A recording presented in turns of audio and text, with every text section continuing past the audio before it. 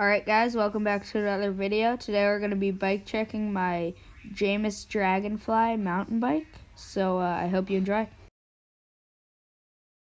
The rims are WTB frequency team wheels with Ardent 27.5 by 2.25 tires. And Minion in the front, Minion DHF 27.5 by 2.3 with a Fox 32 fork.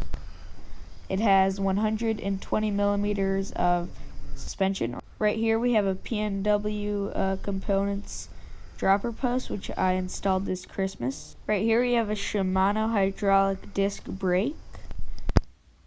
We also have a Shimano SLX shifter.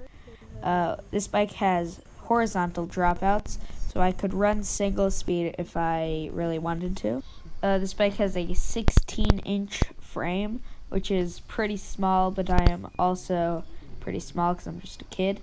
Okay, so right here we have a Trail Ritchie handlebar. And right here we have a Trail Ritchie stem, so they're both Trail Ritchie, except one's a stem and one's a handlebar. Right here we have Death Grips by Brendan Faircloth.